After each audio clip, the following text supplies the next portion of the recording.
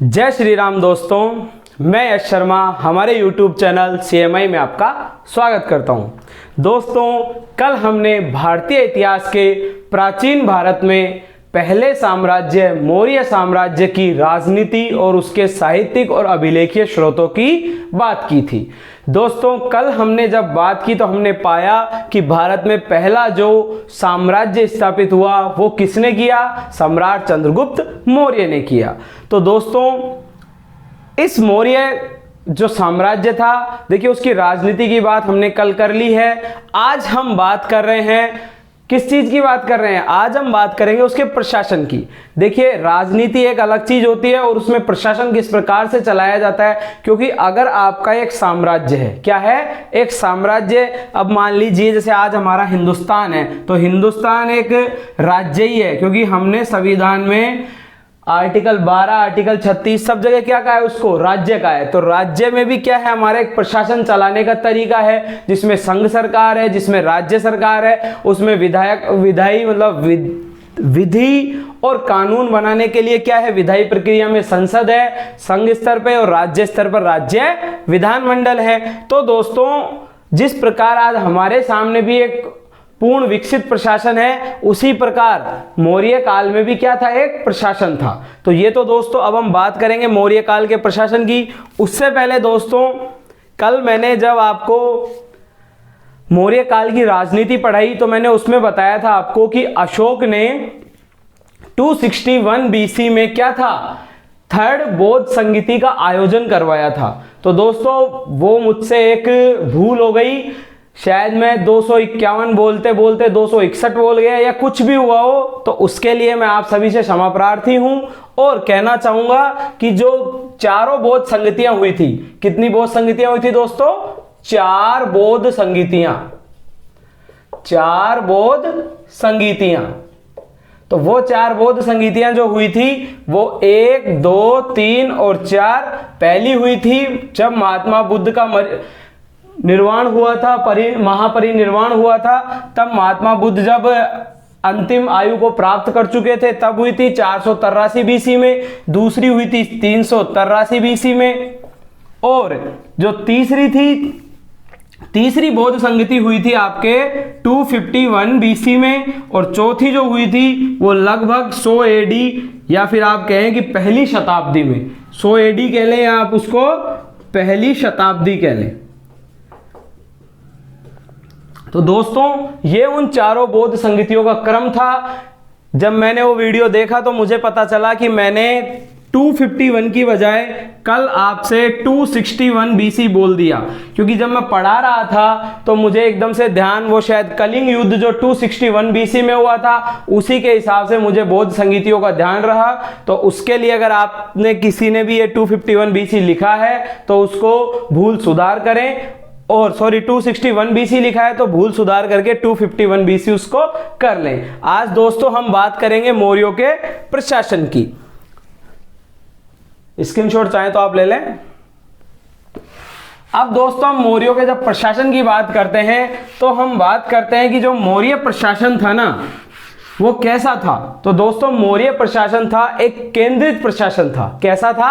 अति केंद्रित प्रशासन। यानी आप मान लीजिए कि ये एक मौर्य साम्राज्य है, और मौर्य साम्राज्य के केंद्र में कौन है? केंद्र में है उसका केंद्रीय प्रशासन, या आप कह दें कि उसका जो राजा है ना, वो उसके केंद्र में है। तो यानी जो प्रशासन का सर्वाधिक बड़ा हिस्सा कह लें या आप अधिकारी हिस्सा कह लें, वो कहां था? वो इस केंद्र में था। जो इसके प्रशासन था वो कैसा था? केंद्रीयकृत प्रशासन। अगर हम आज के भारत से भी इसकी तुलना करना चाहें तो भारत का प्रशासन भी कैसा है? देखिए, केंद्रीय स्तर पे हमारा प्रशासन बहुत मजबूत है। क्यों? क्योंकि जो टैक्स रेवेन्यू जो जनरेट होता है ना, वो सर्वाधिक किसके पास जाता है? केंद्र सरकार के पास, भारत की संचित निधि में जाता है जो भी हमारा टैक्स रेवेन्यू जनरेट होता है। तो उस समय भी क्या था? जो मौर्य प्रशासन था वहां पर भी राजा जो था वो शासन का क्या था? मुख्य अंग कह लें आप उसको शासन का, या मुख्य स्तंभ कह लें। यानी सारा जो शासन था, वो जो सेंट्रल केंद्रीय प्रशासन था, उसी के अंदर निहित था, समाहित था। यानी आप इसको कह लें कि अति केंद्रित और प्रबुद्ध राजतंत्रात्मक व्यवस्था थी। कैसी थी दोस्तों? अति केंद्रित और प्रबुद्ध राजतंत्रात्मक व्यवस्था थी।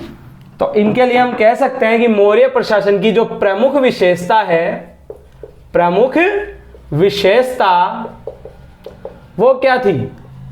अति केंद्रीकरण, अति केंद्रीकरण। क्योंकि जो इसके मुख्य अधिकारी थे वो भी किसके द्वारा नियुक्त किए जाते थे? केंद्र सरकार द्वारा। जैसे आज हम देखें कि हमारे यहाँ जो मुख्य अधिकारी होते हैं, जो बड़े स्तर के अधिकारी होते हैं, उन सभी की नियुक्ति कौन करता है? उन सभी की नियुक्ति केंद्र सरकार करती है। कैसे करती है उनकी नियुक्ति केंद्र सरकार? एक आपने इस संस्था का नाम सुना होगा, यूपीएससी। तो यूपीएससी ये संस्था है जो बड़े अधिकारियों की यानी आईएएस आईएफएस अधिकारियों की क्या करती है? उनकी चयन करती है। और चयन करने के बाद उनकी नियुक्ति कौन करता है? केंद्र सरकार। और करवाती किसके माध्यम से? राष्ट्रपति के माध्यम से। तो उस समय जब आज यूपीएससी यानी यूपीएससी द्वारा चयनित लोगों को जब केंद्र सरकार नियुक्ति दे रही है, तो उसी समय भी क्या था? उस समय भी अति केंद्रीयकरण था। यानी जो मुख्य अधिकारी थे वो सब कहां से थे? केंद्र के द्वारा तैनात किए जाते थे। और यही जो यूपीएससी से चयनित अधिकारी होते हैं ये राज्यों में भी कार्य करते हैं। कोई कलेक्टर के रूप में कार्य करता है, कोई एसडीएम के रूप में कार्य करता है। यानी राज्यों की कार्यकारिणी में भी केंद्र का क्या है? एक महत्वपूर्ण योगदान है। इसी प्रकार मौर्य प्रशासन भी क्या था? अति केंद्रीकरण पर आधारित था। और प्लस क्या थी? प्रबुद्ध राजतंत्रात्मक व्यवस्था, प्रबुद्ध राजतंत्रात्मक व्यवस्था।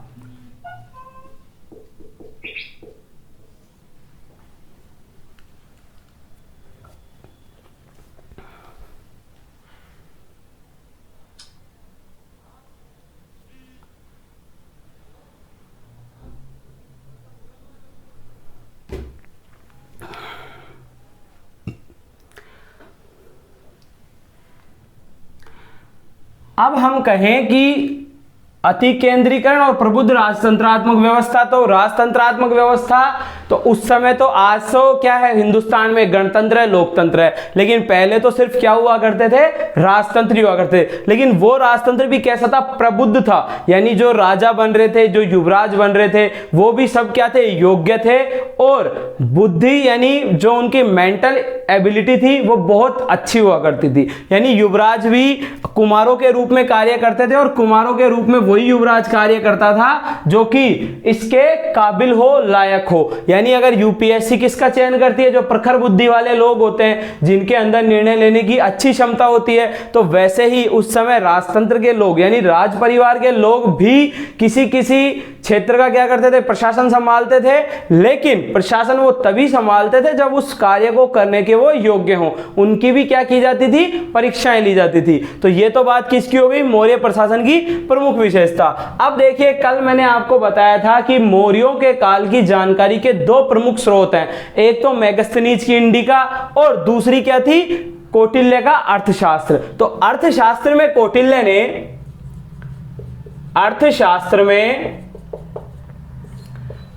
ने किसने? कौटिल्य ने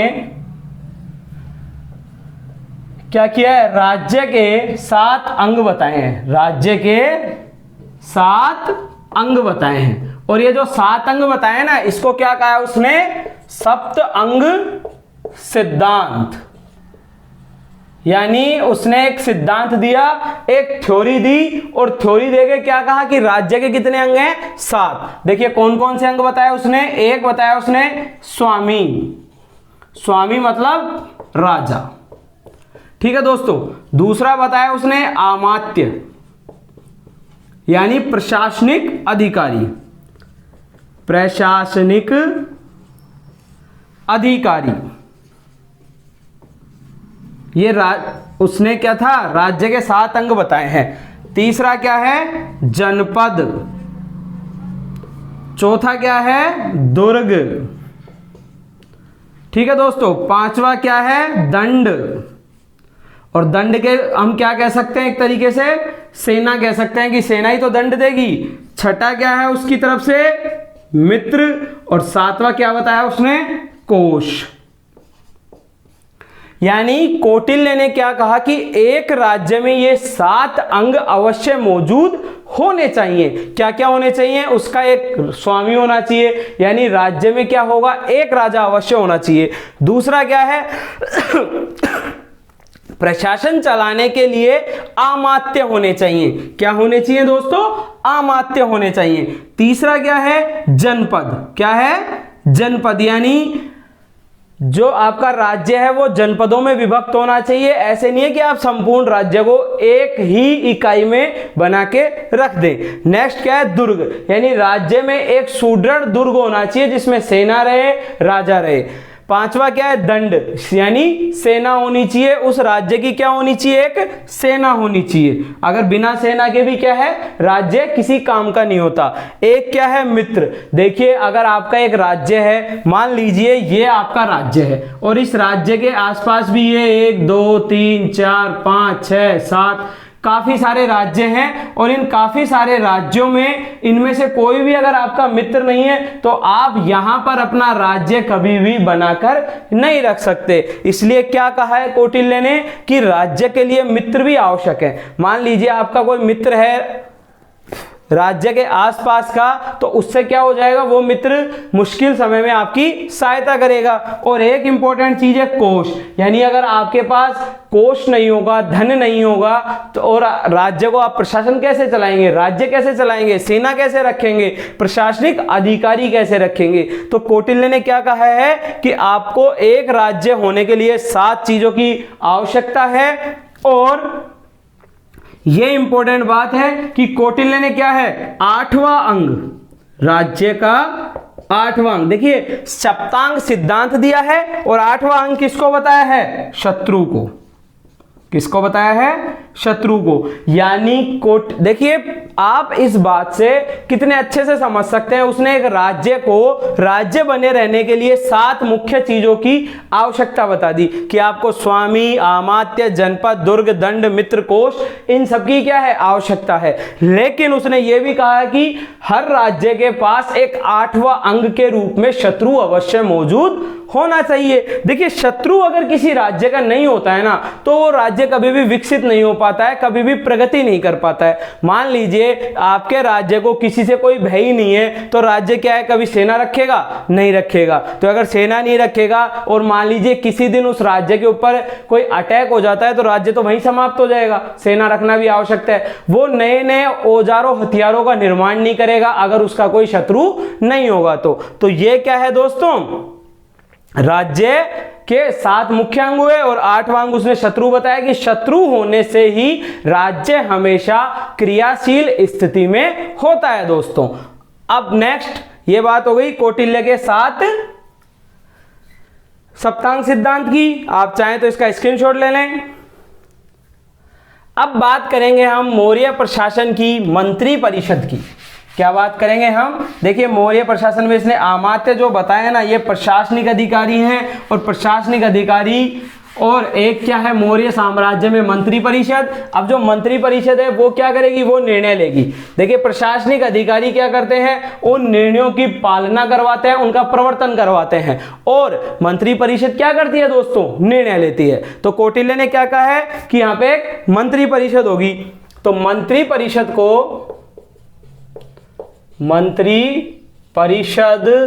को कौटिल्य ने, मतलब कौटिल्य कह रहा है तो कौटिल्य तो नहीं आपसे, वो मुझसे कहने आ गया, कहां गएगा, अर्थशास्त्र में लिख के गया।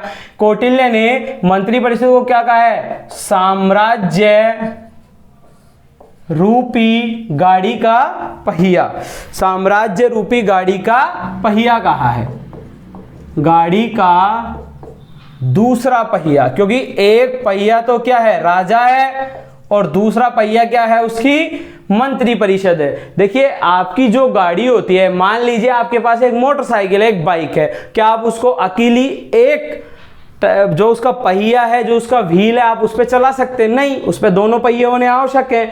तो क्या कहा है कौटिल्य ने कि मंत्री परिषद जो क्या है, साम्राज्य रूपी गाड़ी का दूसरा पहिया है। और एक चीज और थी उस समय, जो मैंने देखिए अभी आपको 1 मिनट पहले उदाहरण देके बताया है कि यूपीएससी क्या करती है, अधिकारियों का चुनाव। और उस समय जो अधिकारियों का चुनाव करने के लिए महत्वपूर्ण अधिकारियों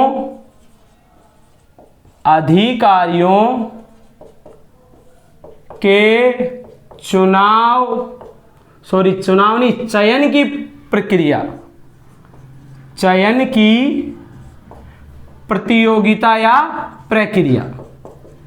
देखिए दोस्तों, जैसे आज के समय में आपका आरपीएससी है तो वो राज्य के लिए बड़े स्तर के अधिकारी उनकी क्या करता है, चयन करता है। वैसे ही यूपीएससी क्या करता है, पूरे भारत के लिए जो उच्च स्तरीय अधिकारी होते हैं उनका चयन करता है। तो उस समय भी क्या था, उस समय उपधा परीक्षण नाम की एक ये क्या थी, परीक्षा थी। आज के जैसे यूपीएससी में आईएएस, आईएफएस, आईपीएस इन सभी के भर्ती के लिए क्या होती है, परीक्षा होती है। तो वैसे पहले क्या होता था, उपधा परीक्षण।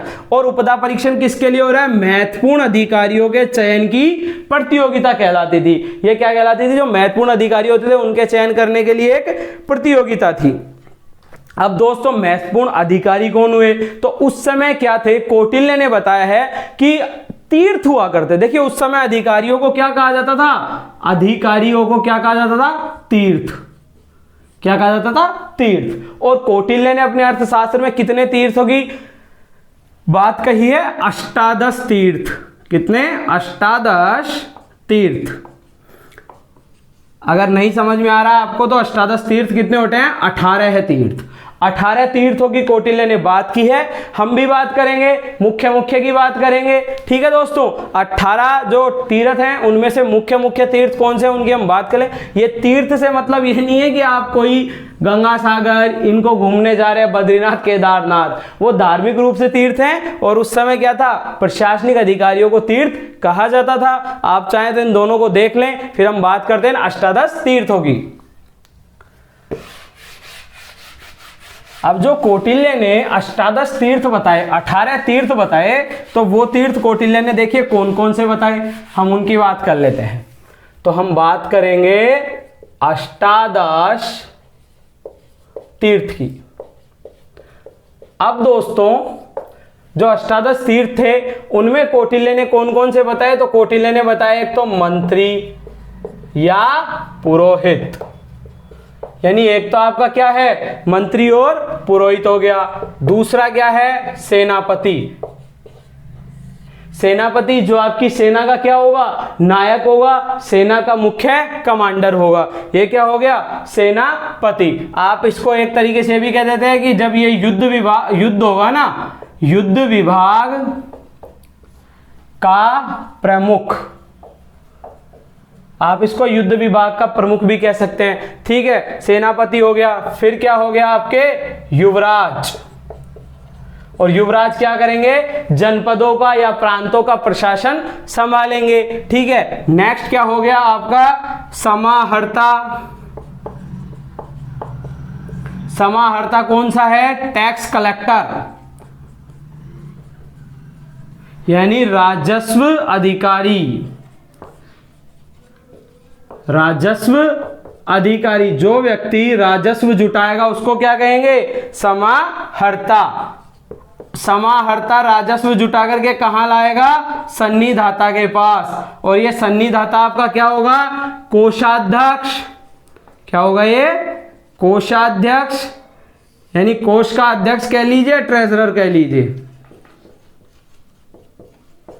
मतलब ये जो समाहर्ता है ये सिर्फ क्या काम करता है, आम लोगों से, किसानों से, व्यापारियों से, उद्यमियों से टैक्स लेगा, लाके कहां रखेगा, सन्निधाता के पास। और सन्निधाता क्या कर रहा है, कोषाध्यक्ष है। फिर कौन सा है आपका, प्रदेष्टा। और प्रदेष्टा के साथ साथ व्यावहारिक।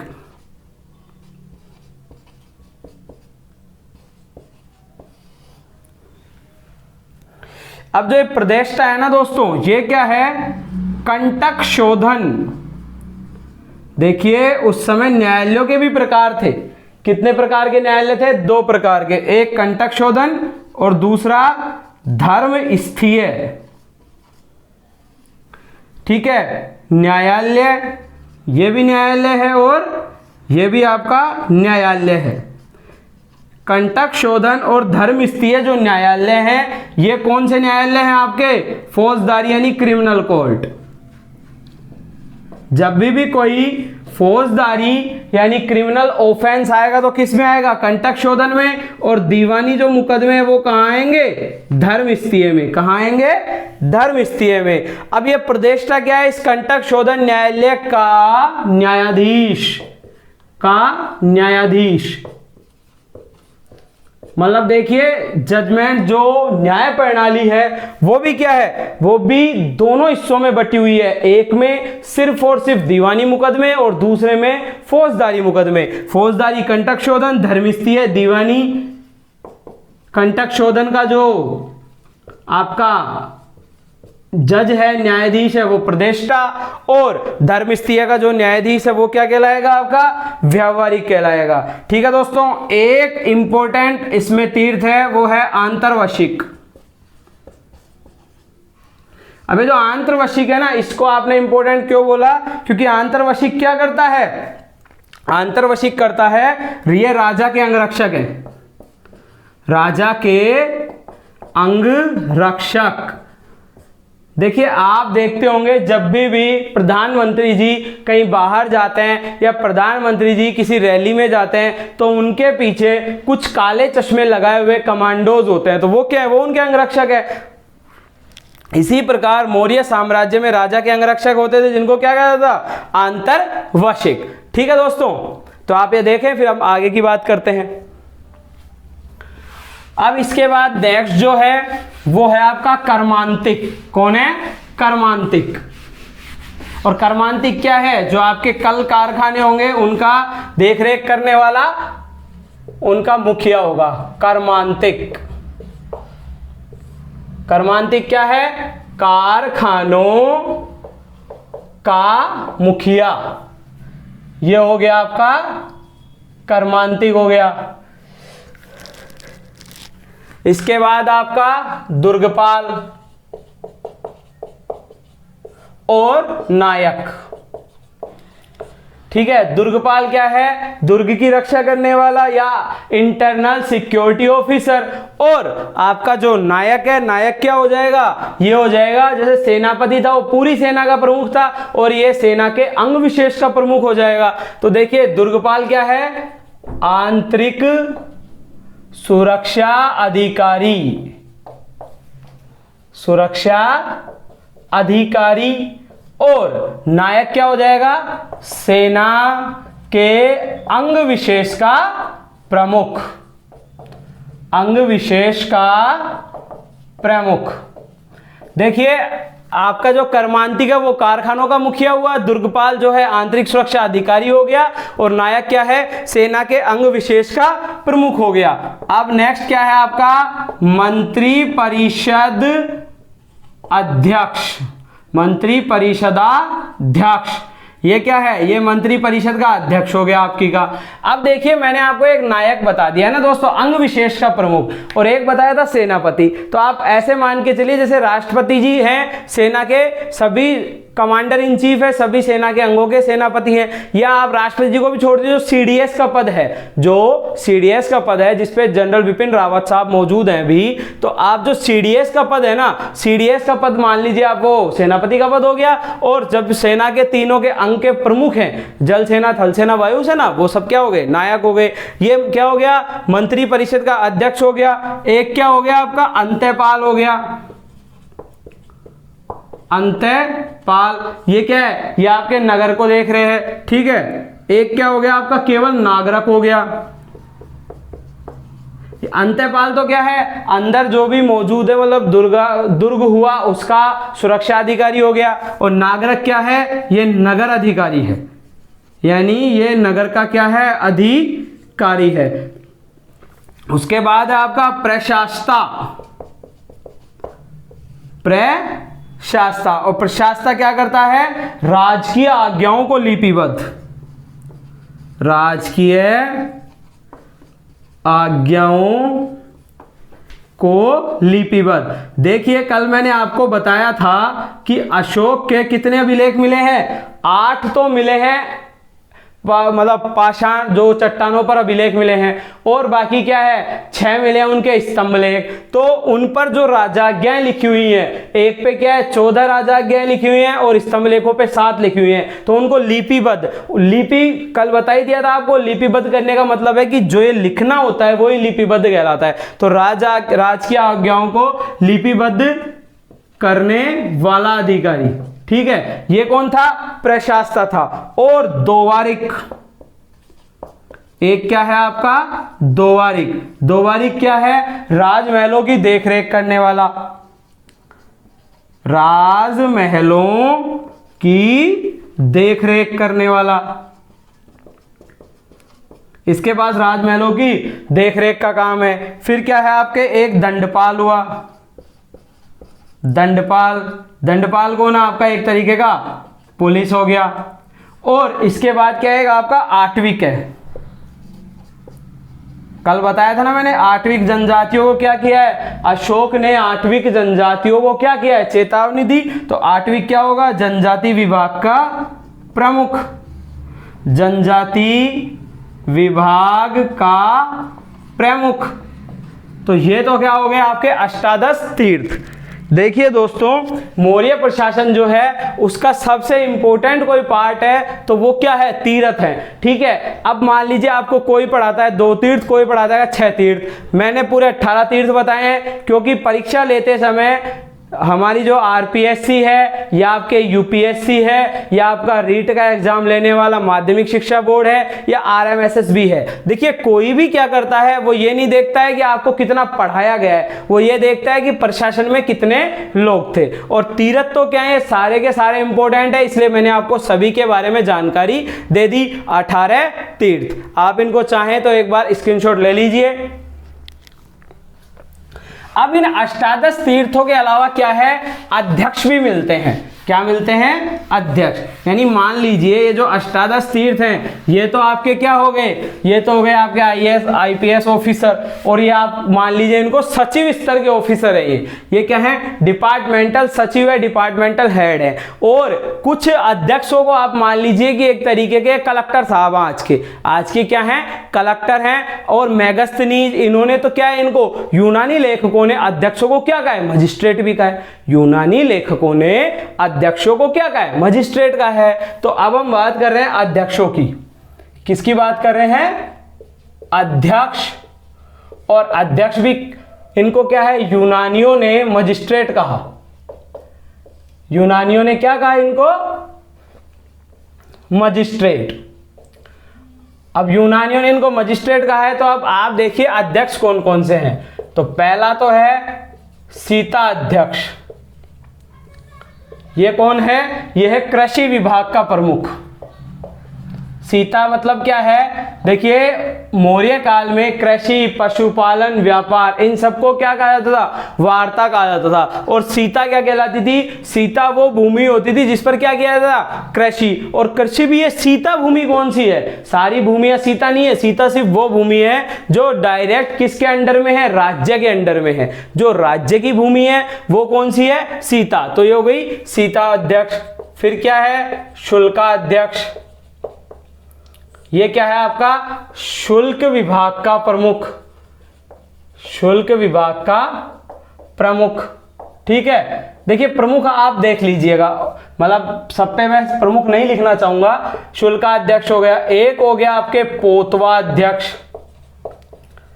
क्या हो गया, पोतवा अध्यक्ष। तो पोतवा अध्यक्ष क्या है, माप तोल नियंत्रक। माप तोल का क्या है, ये नियंत्रक है। ये देखेगा कि आपको ये नहीं है कि 1 किलो की बजाय 900 ग्राम सामान तोला जा रहा है, 1 लीटर की बजाय आपको 800 850 लीटर ही सामान, जो भी दूध दही है वो दिया जा रहा है। ठीक है दोस्तों, ये हो गया पोतवा अध्यक्ष। अब उसके बाद क्या है आपका सुरा अध्यक्ष। ये इंपॉर्टेंट है, सुरा अध्यक्ष। देखिए इसमें अभी ये चारों ही इंपॉर्टेंट है, ये भी ये भी ये भी और ये भी। सुरा अध्यक्ष कौन है आपका, आबकारी विभाग का चीफ, आबकारी विभाग का प्रमुख। एक क्या है आपका सूना अध्यक्ष। यह आपको टर्मिनोलॉजी है जो आपको क्या है देखनी ही पड़ेगी। इसमें कोई कुछ नहीं कर सकता। बूचड़खाना अध्यक्ष, ये क्या है आपके बूचड़खाने का अध्यक्ष हो गया। एक क्या है आपका लक्षणाध्यक्ष, लक्षणाध्यक्ष हो गया। और देखिए एक है रूपदर्शक, और ये दोनों बहुत बार क्या है अभी तक परीक्षाओं में पूछे गए हैं। लक्षणाध्यक्ष कौन है आपका, टकसाल का अधिकारी, मतलब जहां पे सिक्के बनते हैं टकसाल होती है उसका जो अधिकारी है वो तो कौन हो गया, लक्षणाध्यक्ष। और रूपदर्शक क्या है, यह है सिक्कों की शुद्धता की जांच करने वाला, सिक्कों की शुद्धता की जांच करने वाला अधिकारी। मतलब एक अधिकारी तो क्या है, ये टकसाल का अधिकारी है जहां पे क्या बनते हैं, सिक्के बनते हैं। और दूसरा क्या है, रूपदर्शक है। रूपदर्शक क्या है, सिक्कों की शुद्धता का जांच करने वाला। फिर क्या है इंपॉर्टेंट आपका, एक पण्याध्यक्ष। और पण्याध्यक्ष क्या है, व्यापार वाणिज्य, किसका है, व्यापार वाणिज्य का अधिकारी, ठीक है। और एक है इंपॉर्टेंट आपका, वो है गणिका अध्यक्ष। क्या है, गणिका अध्यक्ष। देखिए मौर्य प्रशासन के समय में जो गणिकाएं होती थी, गणिका या वैश्या का विभाग प्रमुख, विभाग, तो गणिकाओं का क्या है, देखिए गणिकाएं अपने कार्य के लिए बदनाम होती हैं, तो इस गणिका अध्यक्ष इसको इसलिए बनाया गया ताकि उनके कार्य पे नियंत्रण रख सके। और इनकी क्या है, जो बस्ती होती है ना हमेशा नगर से दूर होती है, तो उस बस्ती पर क्या है, ये ऐसे नहीं है कि चाहे जिसको ही इस कार्य में संलग्न कर दे, जिनके पास राजा से आज्ञा प्राप्त है वो ही इस कार्य को कर पाए, ऐसा क्या करता था ये गणिका अध्यक्ष इन पर नियंत्रण रखता था। तो ये आप देखिए इनके मौर्य प्रशासन के अध्यक्ष, आप इनका स्क्रीनशॉट लीजिए एक बार, फिर हम बात करेंगे प्रांतीय प्रशासन की। दोस्तों अब बात करेंगे हम प्रांतीय प्रशासन, और प्रांतीय प्रशासन भी किसका, मौर्यों का। देखिए ये तो हो गया इनका केंद्रीय प्रशासन, इसमें क्या थे, सारे बड़े बड़े विभाग आ गए, सारे बड़े बड़े अधिकारी आ गए। अब हम बात कर रहे हैं इनका जो प्रांतीय प्रशासन है वो इतना सुदृढ़ नहीं है। देखिए केंद्रीय प्रशासन बहुत सुदृढ़ है, परंतु प्रांतीय प्रशासन अच्छा है परंतु उतना सुदृढ़ या उतना विकसित नहीं है। तो अब बात करेंगे हम इनके प्रांतीय प्रशासन की। प्रांतीय प्रशासन, अब दोस्तों जो इनका प्रांतीय प्रशासन है ना, तो वो हम देखेंगे कि पहले तो उनके पास प्रांत कितने हैं। क्या देखेंगे हम, प्रांत कितने। तो आपके जो चंद्रगुप्त थे, चंद्रगुप्त मौर्य साहब, उनके समय, चंद्रगुप्त के समय कितने थे, 4 प्रांत। कितने थे, 4 प्रांत। और अशोक के समय कलिंग, चूंकि अशोक ने क्या है, कलिंग जीत लिया था, अशोक के समय कितने हुए, 4 प्लस कलिंग बराबर कितने हो गए, 5 प्रांत। मतलब 4 तो ऑलरेडी थे ही अशोक के समय में, सॉरी आपके चंद्रगुप्त के समय में 4 थे, 4 अशोक को भी मिले और अशोक ने कलिंग भी जीत लिया, तो कितने हो गए, 5 प्रांत हो गए। अब चंद्रगुप्त के समय 4, अशोक के समय कितने हो गए, 5 प्रांत हो गए। प्रांतों को क्या कहा है इन्होंने, चक्र, मतलब प्रांतों को इन्होंने क्या कहा है, चक्र कहा है या आहार कहा है, चक्र कहा है या आहार कहा है। क्या किया इन्होंने, प्रांत। अब प्रांतों को इन्होंने क्या कह दिया, या तो चक्र कह दिया या आहार कह दिया। मतलब प्रांतों के लिए इस टर्मिनोलॉजी को क्या करते थे, ये काम लेते थे। टर्मिनोलॉजी जो होती है यानी शब्दावली, टर्मिनोलॉजी, उसको क्या कहते थे, ये चक्र या आहार कहते थे। उसके बाद है प्रांतों का शासन। प्रांतों का जो शासन है, देखिए प्रांतों का जो शासन है कौन करता था, या तो कोई राजवंश का अधिकारी या युवराज। प्रांतों का शासन राजवंश का संबंधी या कौन करता था, युवराज। राजवंश का संबंधी या युवराज, मतलब जो भी राजा का पुत्र होगा या तो वो, और या फिर राजवंश से कोई संबंधित व्यक्ति। अशोक जो था, देखिए उसने युक्त प्रादेशिक और रज्जुक इन अधिकारियों की नियुक्ति की थी। तो युक्त की नियुक्ति, अशोक ने युक्त की नियुक्ति की थी, जो क्या करता था, युक्त की नियुक्ति की, जो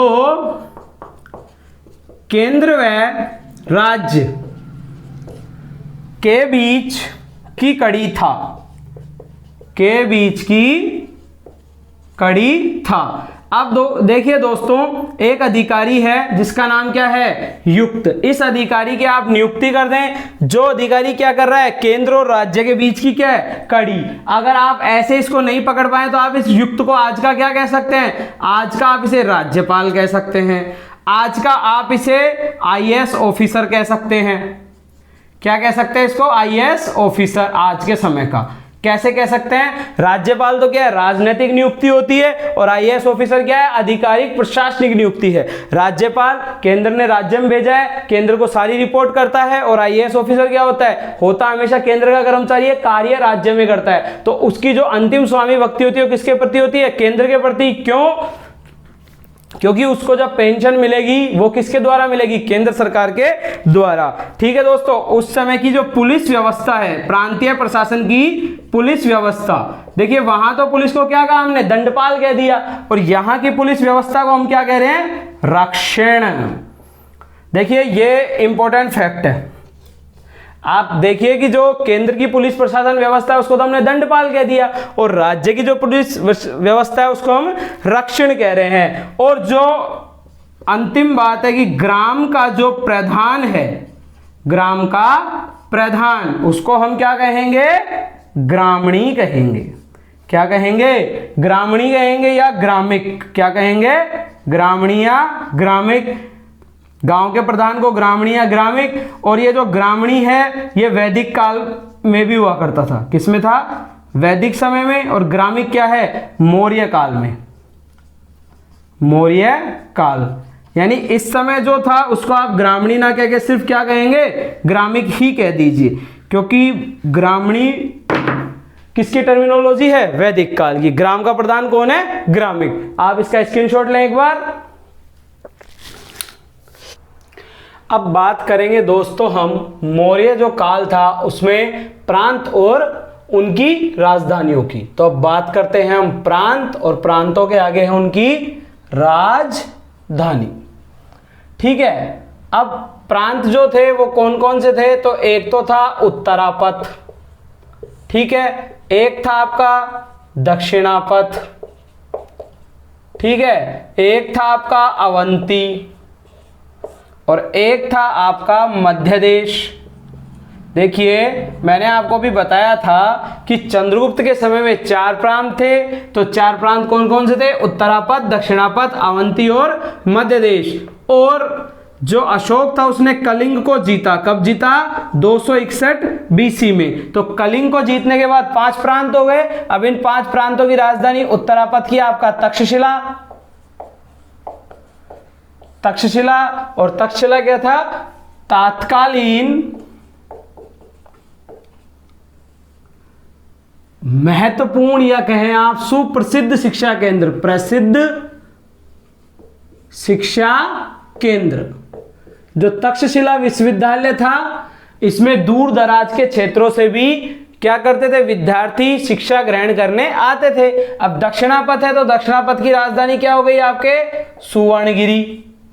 ठीक है दोस्तों, अब दक्षिणापथ की राजधानी क्या हो गई आपकी, सुवर्णगिरी। अवंती की क्या हो गई, उज्जैन। मध्य देश की हो गई आपके वही पाटलिपुत्र, ठीक है। और कलिंग की राजधानी तोसली। अब उज्जैन, तोसली और तक्षशिला, इन तीनों जगह का जो शासन था वो कौन संभालते थे, कुमार संभालते थे। तो प्रांत कौन से, 5 प्रांत, उत्तरापथ, दक्षिणापथ, अवंती, मध्य देश और कलिंग। और 5 प्रांतों की राजधानी तक्षशिला, सुवर्णगिरी, उज्जैन, पाटलिपुत्र, तोसली। तक्षशिला उस समय का प्रसिद्ध शिक्षा केंद्र है, और जो उज्जैन, तक्षशिला और तोसली है वहां पे शासन कौन संभाल रहा है, कुमार संभाल रहे हैं। तो ये बात हो गई उस समय के प्रांतों की। अब प्रांतों की बात करने के बाद अब हम देखेंगे कि क्या हो रहा है, जो ये प्रांत है इनका प्रशासन कैसे संभल रहा है, ठीक है। और ये पाटलिपुत्र के आगे आप इसमें एक चीज और लिख लीजिए, फैक्चुअल बात है कि यूनानी लेखकों ने या यूनानी लेखकों ने इसे, किसे, पाटलिपुत्र को क्या कहा है, पोलीब्रोथा कहा है। क्या कहा है, पोलीब्रोथा कहा है।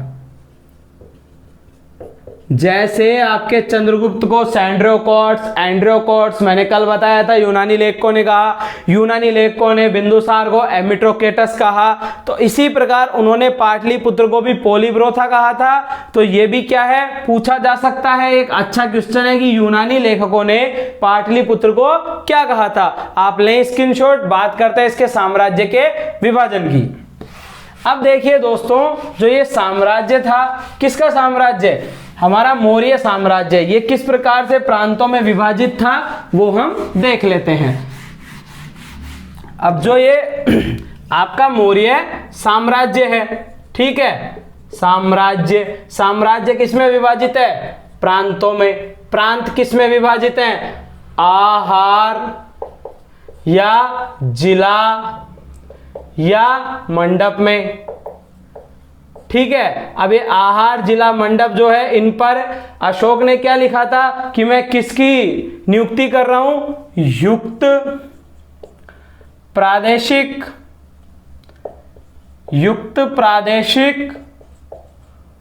और किसकी कर रहा था वो, युक्त प्रादेशिक रज्जुक की, किसकी कर रहा था, रज्जुक, इन तीनों की उसने नियुक्ति की। अब मेगस्थनीज ने क्या कहा, तो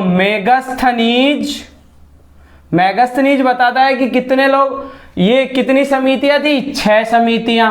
मेगस्थनीज ने कितनी समितियां बताई, जिले के प्रशासन की 6 समितियां, और जो ये लोग थे, इनके जो मजिस्ट्रेट, इनके जो अध्यक्ष थे 6 समितियों के, उनको क्या कहा मेगस्थनीज ने, एग्रोनोमाई।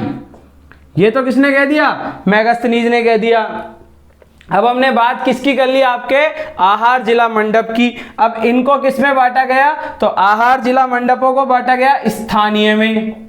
किसमें बांटा गया, आपके स्थानीय में। स्थानीय कितने गांव, 800 गांवों का समूह। किसका, 800 गांव का समूह क्या है आपका, स्थानीय। स्थानीय किसमें बट गया आपका, द्रोणमुख में। किसमें बट गया स्थानीय, द्रोणमुख कितने हो गए, 400 गांव, ठीक है दोस्तों। अब द्रोणमुख किसमें बट गए आपके, खारवटिक में, खारवटिक। अब जो आपके खारवटिक है, ये कितने हो गए, 200 गांव, ठीक है। और 200 गांव किसमें बट गए आपके, संग्रहण में। और संग्रहण कितने गांवों का समूह हो गया, 100 गांव। और संग्रहण किस में बटे हुए हैं, ग्राम में। और ग्राम क्या है, प्रशासन की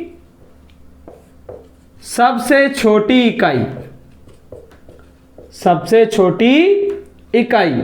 अब अगर आप इसको समझना चाहें तो आप कह सकते हैं कि आपका एक गांव सबसे छोटी इकाई है, 100 गांव मिलके संग्रहण बनता है, 200 मिलके खारवटिक, या ऐसे कह सकते हैं कि 2 संग्रहण मिलके 1 खारवटिक, 400 गांव से द्रोणमुख, 2 खारवटिक से 1 द्रोणमुख, 2 द्रोणमुख से 1 स्थानीय, या फिर 800 गांवों से 1 स्थानीय बन रहा है। और स्थानीय से बड़ी इकाई क्या है, आहार, जिला या मंडप, उससे बड़ी इकाई है प्रांत, और प्रांत से बड़ी इकाई है साम्राज्य। अब देखिए दोस्तों, उस समय भी क्या थे, जो न्यायालय है, देखिए प्रांतीय प्रशासन के न्यायालय बता रहा हूं मैं, न्यायालय भी कितने हैं, वही 2 प्रकार के। एक कौन सा है, एक आपका धर्मस्थी है, और एक कौन सा है, कंटक शोधन, ठीक है। केंद्रीय प्रशासन में मैंने आपको इनके बारे में बता दिए, फौजदारी है, दीवानी है, इसका जो जज है वो है व्यावहारिक, इसका है प्रतिष्ठा। तो ये तो हो गए इसके न्यायालय। दूसरा है गुप्तचर। तो गुप्तचर है, तो गुप्तचर कैसे हो गए, गुप्तचर हो गए 2 प्रकार के, एक है संस्था, एक है संचारा। तो जो संस्था और संचारा है ना, ये इसके क्या हो गए, गुप्तचर हो गए। अब ये जो संस्था है, ये तो क्या है, एक स्थान पर रहकर कार्य करने वाले, एक स्थान पर रहकर कार्य करने वाले, कार्य करने वाले।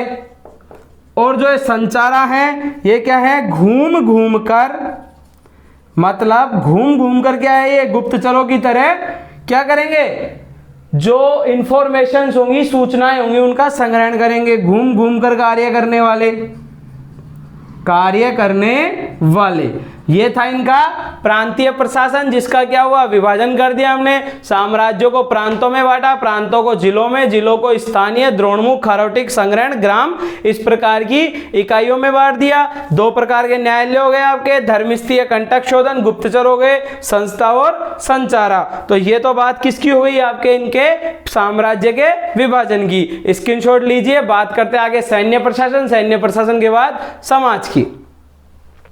अब देखिए दोस्तों, जो इनका सैन्य प्रशासन है, तो सैन्य प्रशासन ज्यादा खास, उसके बारे में ऐसा कोई खास वर्णन नहीं है। और सैन्य प्रशासन के बारे में बस इतना ही कहा गया है कि मेगास्थनीज ने बताया कि उसकी 6 तो समितियां हैं, और एक जो हमारे पुराने यूनानी साहित्यकार, इतिहासकार हुए हैं जस्टिन, उन्होंने क्या कह दिया, चंद्रगुप्त की सेना को डाकुओं का गिरोह, सैन्य प्रशासन। क्योंकि एक समय के बाद क्या होगा, जब अशोक कलिंग को जीत लेगा, उसके बाद वो सेना का कभी प्रसार नहीं करेगा, बस अपनी जो सेना थी उसे ही बनाए रखेगा।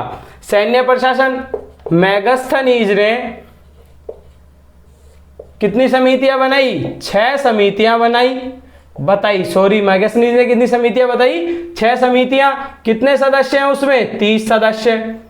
और ये जो 6 समितियां बनाई हैं, अब इसके लिए जस्टिन, देखिए किसने, जस्टिन ने, ये इंपॉर्टेंट क्वेश्चन है, ये फैक्चुअल पूछा जा सकता है कि जस्टिन ने किसकी सेना को, चंद्रगुप्त की सेना को, चंद्रगुप्त की सेना को क्या कहा, डाकुओं का गिरोह, डाकुओं का गिरोह है कहा। जो चंद्रगुप्त है उसने किसकी सेना को, सॉरी, जस्टिन ने किसकी सेना को, चंद्रगुप्त की सेना को क्या कह दिया, डाकुओं का गिरोह कह दिया।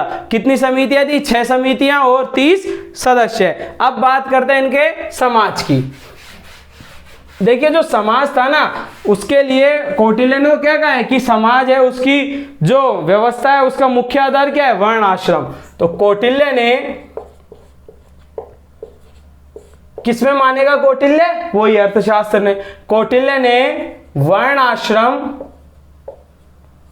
को सामाजिक व्यवस्था का, सामाजिक व्यवस्था का क्या कहा, मुख्य आधार, का मुख्य आधार। देखिए क्या कहा कौटिल्य ने कि हमारी जो वर्ण आश्रम व्यवस्था है वही समाज का मुख्य आधार है। कितने वर्ण है, 4। कौन कौन से, ब्राह्मण, क्षत्रिय, वैश्य और शूद्र। देखिए दोस्तों, आप सबने कहानियां सुन रखी होंगी कि ब्रह्मा जी ने 4 वर्ण बनाए थे। कौन कौन से, ब्राह्मण जो उनके मुख से बने, क्षत्रिय जो उनके भुजाओं से बने, वैश्य जो उनकी जंघाओं से बने, और शूद्र जो उनके पैरों से बने। ये आपको कहानी बताई जाती है। ये किसके अनुसार कथानक लिया है मैंने अभी, महाभारत के अनुसार। और ऋग्वेद में कहा गया है, क्या कहा गया है कि एक विराट, देखिए ऋग्वेद का जो 10वां मंडल है उसके पुरुष सूक्त में ये वर्णन दिया है कि एक विराट पुरुष है, उसके मुख से ब्राह्मण, उसकी भुजाओं से क्षत्रिय, उसके जांघों से वैश्य और उसके पैरों से शूद्र का क्या हुआ, जन्म हुआ। तो ये तो किसने कह दिया, आपके कौटिल्य ने। अब कौटिल्य के बाद बात हम किसकी कर रहे हैं, मेगास्थनीज की। तो मेगास्थनीज ने कितनी जातियां बता दी, 7 जातियां। मेगास्थनीज ने 7 जातियां बताई। तो भाई इसने कौन कौन सी बताई, तो इसने बताई एक तो दार्शनिक, ठीक है, एक बताया इसने नंबर 2 पे कृषक, नंबर 3 पे इसने बता दिया आपके शिकारी व पशुपालक। ये इसकी जातियां हैं जो इसने बताई हैं। फिर इसने बताया आपके शिल्पी या व्यापारी, क्या बताया, शिल्पी या व्यापारी। फिर इसने बताया आपके एक योद्धा, क्या बताया? एक योद्धा। एक इसने बताया आपके लिए निरीक्षक। क्या बताया? निरीक्षक। और एक क्या बताया? मंत्री। मंत्री ये क्या है? मैगस्थनीज ने 7 जातियां बता दी कि हिंदुस्तान में 7 प्रकार की जातियां, जिसमें दार्शनिक है, कृषक है, शिकारी है, शिल्पी है, योद्धा है, निरीक्षक है और मंत्री है। और हमने क्या बताया कि हमारे लिए तो ये क्या है? ये सभी व्यवसाय हैं। ये क्या है? सभी व्यवसाय हैं। ये किसने बताया? मैगस्थनीज ने। अब देखिए उस समय क्या है, आपके स्त्रियों को किसकी सुविधा है? तलाक की सुविधा। स्त्रियों को तलाक की सुविधा। और तलाक की जो सुविधा है, इसको कौटिल्य ने क्या कहा? कौटिल्य ने इसको मोक्ष कहा। यानी तलाक लेने की जो सुविधा है, इसको कौटिल्य ने क्या कहा? मोक्ष। ठीक है। एक था आपके कि जो उच्च वर्ण की स्त्रियां हैं, उच्च वर्ग की स्त्रियां, उच्च वर्ग की स्त्रियां क्या करती थी? घरों के अंदर रहती थी। घरों के अंदर रहती थी। उनको क्या कहा जाता? अनिष्कासिनी। अनिष्कासिनी। और ये बात भी किसने कही है? कौटिल्य ने। किसने कही है? कौटिल्य ने। मतलब स्त्रियों को क्या है? तलाक की सुविधा है। चाहे जब स्त्री क्या कर सकती है? अपने विवाह को विच्छेद कर सकती है। और उसको कौटिल्य ने क्या कहा? मोक्ष। मतलब मौर्य काल में स्त्रियों की स्थिति काफी अच्छी थी। और ठीक है, और जो उस समय की वैश्या थी यानी गणिका थी, उसको क्या कहा जाता था? रूपा जीवा कहा जाता था। क्या कहा था दोस्तों? रूपा जीवा। तो ये तो क्या हो गया? उस समय का समाज हो गया। अब बात करेंगे हम उस समय के समाज में कि दासों की स्थिति कैसी थी। किसकी स्थिति? आपके दासों की स्थिति। तो जो कौटिल्य है, कौटिल्य तो क्या कह रहा है? कौटिल्य ने अपने अर्थशास्त्र में क्या किया? दास बताए। कौटिल्य ने 9 प्रकार के दास बताए। 9 प्रकार के दास बताए। मतलब कौटिल्य ने अर्थशास्त्र में लिखा है 9 प्रकार के दास है। जबकि किसने? मैगस्थनीज एवं स्ट्रैबो, ये 2 लोग हैं, 2 यूनानी आपके यात्री कह दीजिए, इतिहासकार कह दीजिए, साहित्यकार कह दीजिए। इन्होंने क्या किया? मैगस्थनीज और स्ट्रैबो ने भारतीय समाज में दास प्रथा का प्रचलन नहीं माना। दास प्रथा की अनुपस्थिति बताई कि भारतीय तो क्या है? दास रखते ही नहीं है। अनुपस्थिति बताई। किसने बताई? आपके स्ट्रैबो ने और मैगस्थनीज ने। ठीक है। इसके अलावा मैगस्थनीज क्या कहता है? देखिए मैगस्थनीज की पुस्तक का नाम क्या है? इंडिका। कल आपको बताया था मैंने। तो मैगस्थनीज ने क्या कहा कि भारतीय क्या करते हैं? पूजा करते हैं। किसकी पूजा करते हैं? यूनानी देवताओं की। मैगस्थनीज ने क्या कहा? भारतीय किसकी पूजा करते हैं? यूनानी देवताओं की। यूनानी देवता उसने कौन कौन से बताए? डायनोसियस और हेराक्लीज। अब जिन भारतीय देवताओं को उसने डायनोसियस या हेराक्लीज कहा, वो कौन कौन से थे? शिव और कृष्ण। क्वेश्चन आता है कि मैगस्थनीज ने कौन से भारतीय देवता की तुलना डायनोसियस से की है? तो शिव की। कौन से भारतीय देवता की तुलना हेराक्लीज से की है? तो शिव की। ये हो गया आपका मौर्यों का समाज। अब आगे हम देखेंगे मौर्यों की अर्थव्यवस्था। क्या देखेंगे हम? मौर्यों की अर्थव्यवस्था। अब अर्थव्यवस्था जब हम देख रहे हैं तो हम जानेंगे कि जो मौर्यों की अर्थव्यवस्था है ना, वो कैसी थी। तो बात हो गई अब मौर्य काल की अर्थव्यवस्था की। अब देखिए दोस्तों, जो अर्थव्यवस्था है, तो अर्थव्यवस्था का मुख्य आधार क्या है? मुख्य आधार हमेशा से कृषि होता है। तो देखिए कौटिल्य ने, किसने? आपके कौटिल्य ने क्या कहा? कृषि प्लस पशुपालन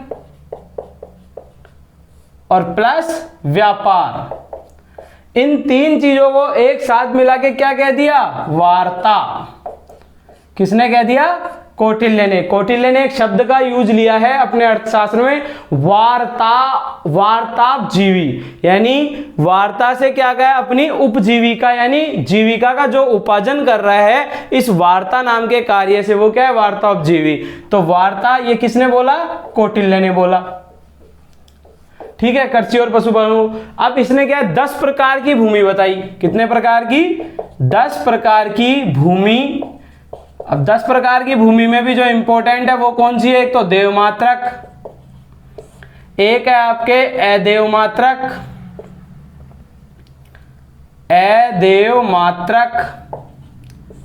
और एक क्या है आपके इसमें इंपॉर्टेंट, सीता।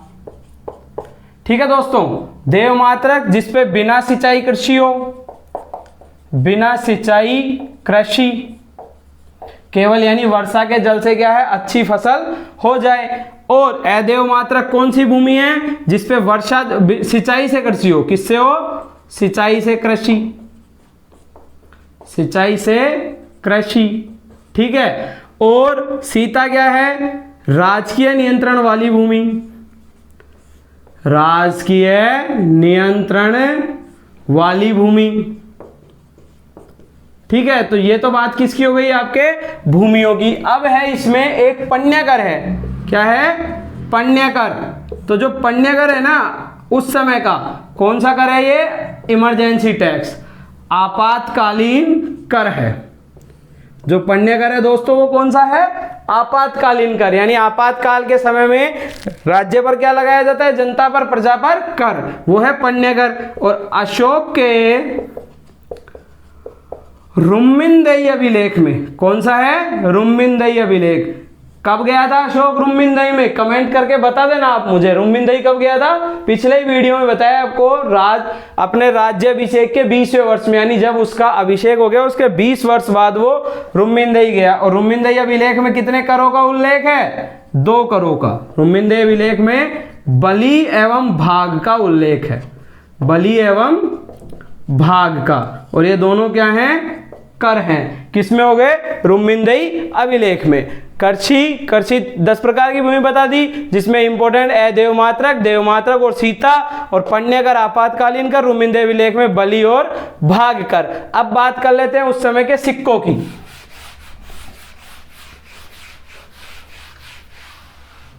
ठीक है, सिक्के कौन कौन से हैं आपके, कारशापण या पण, किसके हैं, चांदी के। ठीक है, निष्क या सुवर्ण, किसके सिक्के हैं, सोने के। निष्क या सुवर्ण किसके सिक्के हैं, आपके सोने के सिक्के। अब है बात माशक की। माशक जो सिक्का है वो किसका है, तांबा का। ठीक है, और काकणी जो सिक्का है वो किसका है, तांबे का छोटा सिक्का है, तो ये भी तांबे का ही, लेकिन ये छोटा है, और ये माशक क्या है, बड़ा सिक्का है, तांबे का छोटा सिक्का। और ये सभी जो सिक्के हैं ना ये कैसे हैं, पंचमार्क या आहत। ठीक है, पंच लगा के या आहत करके इनको क्या है, सिक्का बनाया गया। ठीक है दोस्तों, तो ये हो गए उस काल के सिक्के। अर्थव्यवस्था की हमने बात कर ली, अब बात करते हैं व्यापार की। देख लीजिए आप इसको एक बार। अब बात करते हैं हम उस समय के व्यापार की, कि व्यापार कैसा था। अब व्यापार जो है ना उसके लिए क्या है, 18 प्रकार की श्रेणियां थी। कितनी, 18 प्रकार की श्रेणी। और जो 18 प्रकार की श्रेणी है उनके प्रमुख को क्या कहते थे, श्रेष्ठी। श्रेष्ठी क्या है, प्रमुख। श्रेणियों का जो प्रमुख है उसको क्या कहते हैं, श्रेष्ठी कहते हैं। देखिए प्रमुख बंदरगाह, उस समय के प्रमुख बंदरगाह। तो बंदरगाह कौन से थे, एक तो आपके भृगुकच्छ, ठीक है, और एक था आपका ताम्रलिप्ति। अब ये जो भृगुकच्छ है इसको ही भड़ोच भी कहते हैं, और भड़ोच कहाँ है, गुजरात में। इसलिए किस तट पे हुआ, यह हुआ पश्चिमी तट, यानी पश्चिमी तट का ये क्या है, मुख्य बंदरगाह है। एक हो गया आपका ताम्रलिप्ति जो किसका है, पूर्वी तट का। ठीक है, अब बात कर रहे हैं हम किसकी, प्रमुख उद्योग, प्रमुख उद्योग। तो आप हिंदुस्तान के इतिहास में आदिकाल यानी प्राचीन काल से लेके वर्तमान में भी देखेंगे तो सबसे बड़ा उद्योग क्या है, सूती वस्त्र या वस्त्र उद्योग। क्या है, वस्त्र उद्योग। ठीक है दोस्तों, और जो जहाज निर्माण उद्योग है या जहाज रानी जो उद्योग है, जहाज निर्माण उद्योग, उस उद्योग पर केवल राज्य का अधिकार है। किसका है, राज्य का अधिकार है। और ये किसने बताया आपके, कौटिल्य और स्ट्रैबो ने। किसने बताया है, कौटिल्य एवं स्ट्रैबो ने। तो ये बात हो गई उस समय के व्यापार की बात हो गई। ठीक है, अब बात करते हैं हम उस समय के कि ये व्यापार हो गया। अब बात करेंगे कि ये सांस्कृतिक प्रसार कहाँ हुआ। देखिए, इसका जो मौर्यों ने क्या किया, अपनी बातों को, अपनी जो संस्कृति है उसका भौगोलिक विस्तार किया। और भौगोलिक विस्तार कहाँ तक हुआ, गंगा घाटी तक हुआ। जिसमें किसका योगदान है, एक तो इनके देखिए क्या क्या मिला है कि गंगा घाटी से लोहे के उपयोग मिले हैं। ठीक है, एक इनका NBPW जो मृद भांड है वो मिला है। तो अब हम उनको देख लेते हैं। क्या है, संस्कृति का विस्तार। किनका संस्कृति विस्तार कहां हुआ, मौर्यों की संस्कृति का संस्कृति विस्तार गंगा घाटी, और गंगा घाटी में भी जो इंपॉर्टेंट चीजें मिली हैं वो देख लेते हैं। संस्कृति विस्तार कहां हुआ, गंगा घाटी। और गंगा घाटी में क्या क्या मिला है इनका मिला है, एक तो लोहे के उपयोग, लोहे का उपयोग। दूसरा क्या है, NBPW मृदभांड। ठीक है दोस्तों, NBPW मृदभांड। मृदभांडों के अलावा आपको क्या मिला है, पक्की ईंटें प्लस मंडलकूप। क्या मिला है, मंडलकूप। और ये मंडलकूप का क्वेश्चन क्या है, कब आया था आपके फर्स्ट ग्रेड, अभी जो 4-5 महीने पहले फर्स्ट ग्रेड हुई है, जनवरी 2020 में। देखिए एग्जाम शायद 6 जनवरी 2020 को हुआ था जीके का, उसमें यह आया था कि मंडलकूप किस संस्कृति की देन है, तो मौर्यकालीन संस्कृति की। साथ में इनके कौन से सिक्के थे, अभी मैंने बताया आपको, आहत सिक्कों का उपयोग। अब देखिए दोस्तों, आप ये देख रहे होंगे कि यार इसका क्वेश्चन यहां से नहीं आया, इसका यहां से नहीं आया, पक्की ईंटों का नहीं आया, आहत सिक्कों का नहीं आया, इसका ही यहां से क्वेश्चन क्यों आया। अगर मैं आपसे एक छोटी सी बात करना चाहूँ ना, तो आप ये देखिए कि मंडलकूप ही मौर्यों की असली विशेषता है। रीजन कि लोहे का उपयोग तो वैदिक काल में शुरू हो गया। ठीक है, NBPW जो मृद भांड है वो महाजनपद काल में भी मिल गए। ठीक है, अब बात कर रहे हैं हम पक्की ईंटें, तो पक्की ईंटें तो हमने सिंधु सभ्यता घाटी के समय में ही देख ली, और आहत सिक्कों का उपयोग भी हम महाजनपद काल से कर रहे हैं। लेकिन मंडलकूप यानी पहले हम क्या करते थे, सिर्फ नदियों के किनारे ही बस्तियां बनाते थे, और मंडलकूपों के उपयोग यानी हमने कुएं खोदना शुरू किया, और मंडलकूपों के उपयोग से हमने नदियों से दूर भी हमारी क्या बनानी शुरू कर दी, बस्तियां बनानी शुरू कर दी। और कुछ मंडलकूप तो किस काम में लिए जाते थे, पानी के, और जो मंडलकूप खुले मतलब सूखे निकल जाते थे, जिनमें इतना पानी नहीं होता था, वो किस काम में लिए जाते थे, वो सीवरेज के काम में लिए जाते थे। मतलब कंप्लीट एक लाइन डाल दी जाती थी सीवरेज की, और वो जाके कहां खुलती थी, इन मंडलकूपों में। जो पानी के होते थे वो अलग, और गंदे पानी यानी सीवरेज के होते थे वो अलग। तो ये बात हो गई इनके संस्कृति के विस्तार की। अब बात कर लेते हैं मौर्यकालीन कला की। किसकी बात करते हैं दोस्तों, कला की। देखिए कला में कहें तो जो मौर्यों ने है वो क्या क्या किया हमें, देखिए मौर्यों ने एकाश्मक स्तंभ दिए, सांची भरहूत के स्तूप दिए, और हमारा सारनाथ का जो स्तंभ है, जो भारत का राष्ट्रीय चिन्ह है, वो भी किसकी देन है, अशोक मौर्य की। वो भी किसकी देन है, अशोक मौर्य की। तो इनकी कला देख लेते हैं। अब कला में मौर्यों ने क्या किया,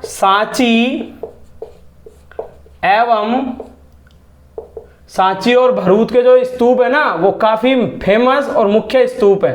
भरहूत के स्तूप, भरहूत के स्तूपों का मूल निर्माण किसके समय हुआ? मौर्यों के समय, और मौर्य में भी किसके समय? अशोक के समय में हुआ। ठीक है दोस्तों, साथ में इन्होंने एकाश्मक प्रस्तर स्तंभ, फिर है इनका चमकदार पॉलिश, क्योंकि इन पर चमकदार पॉलिश की गई है ना, प्रस्तर स्तंभ। ठीक है दोस्तों, और जो इंपॉर्टेंट है सबसे ज्यादा वो क्या है आपका? सारनाथ का स्तंभ। सारनाथ का स्तंभ, इस पे कितने शेर हैं? 4 सिंह हैं। 4 सिंह क्या किए हुए हैं? एक दूसरे की ओर पीठ करके चक्र धारण किए बैठे हैं। ठीक है, और ये जो चक्र धारण किए बैठे हैं ना, ये जो चक्र है ये कौन सा चक्र है? ये है धर्म चक्र। ये जो मतलब किसका प्रतीक है? धर्म चक्र प्रवर्तन। और ये किसने किया था? महात्मा बुद्ध ने धर्म चक्र का परिवर्तन किया था। ठीक है दोस्तों, और ये जो सारनाथ का स्तंभ है ना, ये क्यों इंपॉर्टेंट है? क्योंकि ये है भारत का राष्ट्रीय चिन्ह, जो हमने सत्यमेव जयते लिया है, भारत का राष्ट्रीय चिन्ह। ठीक है, और भारत का राष्ट्रीय चिन्ह हो गया सारनाथ का स्तंभ। ये धर्मचक्र परिवर्तन, इसमें पहले 32 तीलियां हुआ करती थी। तो दोस्तों, भारत में जो मौर्यों का प्रशासन, प्राचीन काल में मौर्यों का प्रशासन, उनकी व्यापार, वाणिज्य, समाज, संस्कृति और प्रशासन में भी हमने केंद्रीय और प्रांतीय प्रशासन दोनों को देखा। दोस्तों, आपको अगर हमारा वीडियो पसंद आया है तो आप वीडियो को लाइक करना, वीडियो पर कमेंट करना, और वीडियो को हमारे चैनल को सब्सक्राइब करना, और वीडियो को शेयर भी करना। दोस्तों घर पे रहें, सुरक्षित रहें, कोरोना से बचे रहें, पढ़ाई करते रहें, स्टे होम, स्टे सेफ। जय हिंद।